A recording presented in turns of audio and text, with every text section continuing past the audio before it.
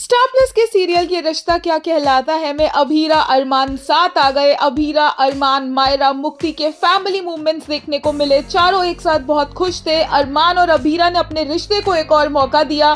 दोनों couple counselling के लिए गए। इस सब के होने के बावजूद भी इस शो की टीआरपी 1.4 की आई है और ये टीआरपी ड्रॉप इस वजह से नहीं हो रही है क्योंकि फैंस को अभीरा और अरमान को साथ में नहीं देखना था, बल्कि इस वजह से हो रही है क्योंकि विद्या के कैरेक्टर पर जिस तरह से अरमान और अभीरा ने रिएक्ट किया, विद्या की गलती को जिस तरह से मेकर्स व्हाइट वॉश करने की कोशिश कर रहे हैं, वो किसी को भी पसंद नहीं आ रहा है।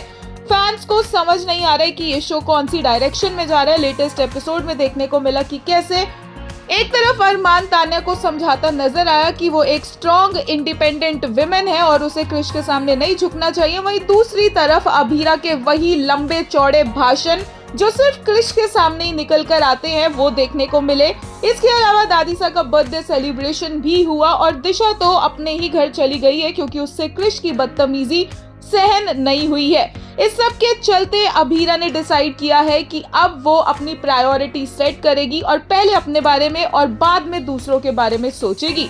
इसी के लिए एक यूजर ने कहा, this show is ruined mainly because of the makers' obsession with never punishing evils and constantly having the victim forgive them every time.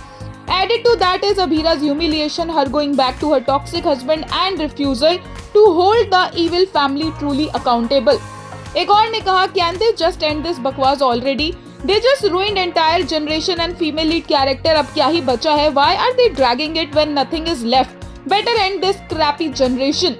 एक और ने कहा, TRP is not decrease because of Abhira, it is decreased because of the white wash off अच्छी सच्ची माँ विद्या।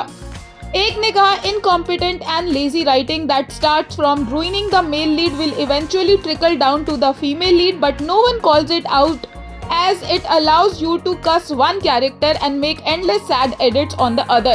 Eventually you come back complaining when your favorite is also compromised. एक और ने कहा, why is it always female lead versus male lead? Why aren't the writers makers bashed? Did Samriddhi Rohit said they want this storyline or they will perform this particular scene like this? Then why bash female lead and male lead? The lacking is in writing and storytelling. Both are doing their job.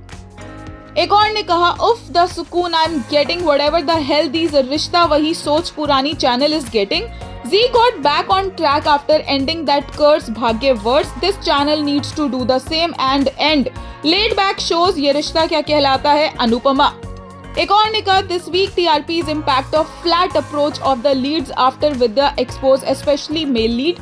Audience wanted more strong stand against while as male lead himself said movement you'll have been waiting for. Audience is still waiting. Promo and actual episode didn't match the expectation.